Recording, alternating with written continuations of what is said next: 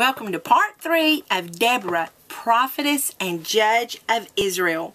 We were just reading about Deborah and her place there at the palm tree of Deborah. She worked there from her home. The people came to her for judgments, legal decisions.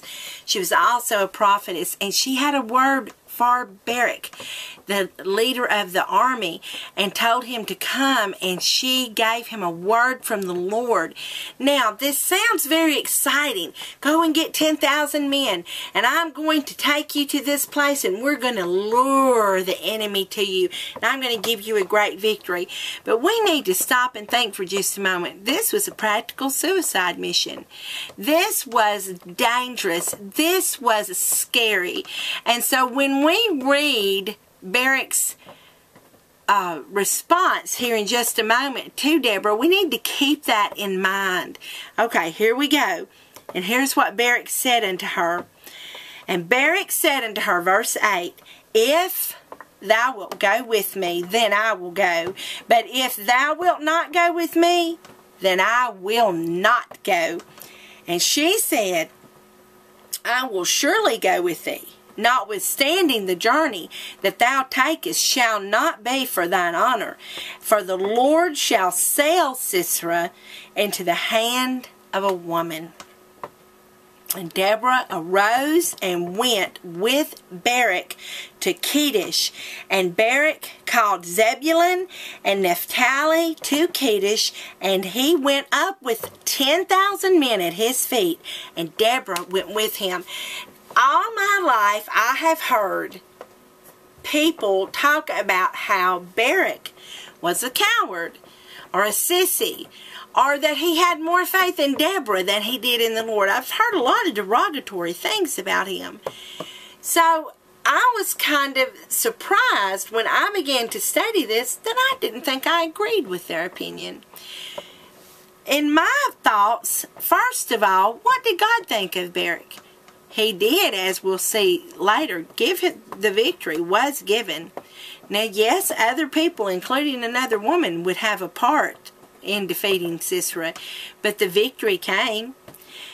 If you're not familiar with Hebrews chapter 11, I want you to note that down and take a moment to read that. Some people call it the Hall of Fame, the Faith Hall of Fame, and in it is a list of some of the most faithful of God's children. People who did extraordinary things for God. Guess who's in that Hall of Fame? Not Deborah, and not Jael. Instead, Barak himself. God found him faithful and noteworthy and honored him in the Faith Hall of Fame. This is, to me, a note that God did not find him a sissy or a coward or faithless. I think that perhaps Barak wanted the prophet there, not a woman, but the prophet of God there close by and close at hand. Now let's talk about Deborah for a moment. This was a trek of 90 miles. That was a huge undertaking. And she didn't hop in her minivan and ride on over there either. She had to go with the army and put herself in danger and in peril, and right in the same vicinity that this huge battle was going to take place. This was going to be an unusual battle because instead of them defending themselves, they were taking the offense. They were going and they were saying, "Come here, here we are. Do you see us? We're easy pickings." I'm going to tell you something. A lot of times I prefer to kind of stay out of the enemy's radar. I surely don't like to call attention to myself, but sometimes we need to think about this strategy. We need to realize that if we have carefully studied the enemy and recognized his methods, we've identified him and recognizing his ways, then we can develop a strategy where his strength is turned into his downfall, and what appears to be our weakness will indeed be strength because of the Lord. Let's read some more about what happens. And Barak, in verse 10, called Zebulun and Naphtali to Kedesh, and he went up with 10,000 men at his feet, and Deborah went up with him.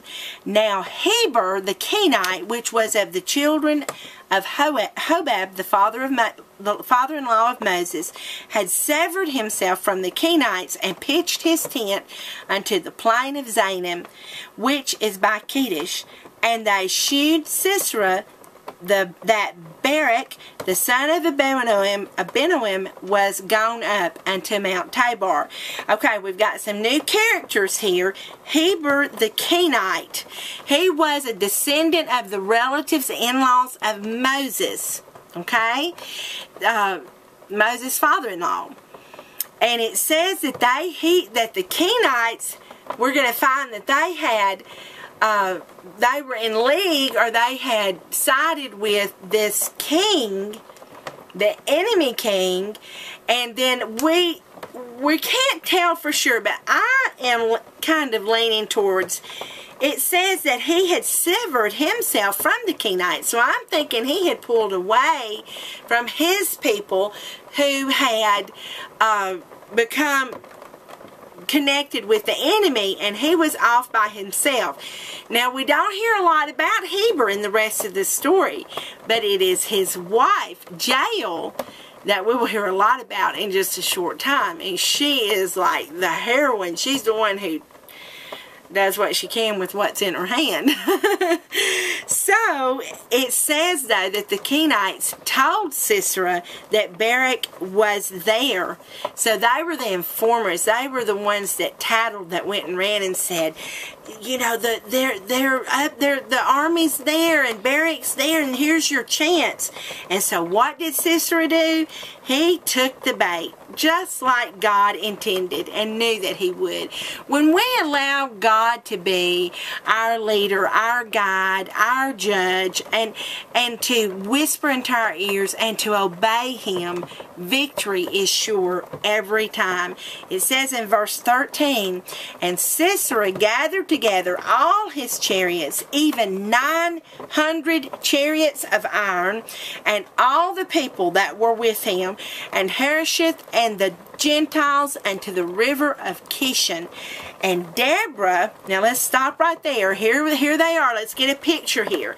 Here's the river of Kishon, the valley, and Israel's armies are up here, and the enemy is down here, and they are vulnerable, and Sisera has rushed in to take advantage of what he sees as a easy battle, and he's going to take care of this Israel army from Israel, and he, you know, is feeling all confident in his chariots and in his horses and in his strength and in his own ability, and it looks like that Israel doesn't have a chance. And I'm going to tell you right now, I believe with my whole heart that there are situations in your lives where you're watching this right now, and you can say, I know just how they feel, because I see the enemy, I see what he's done, but I don't see any hope. I am no match. Remember what we've said over and over again. Do not make the mistake of comparing yourself to the enemy. Instead, compare the enemy to your God. And when you compare your enemy to your God, then you will be strengthened and encouraged. You will be heartened. You will not be disheartened.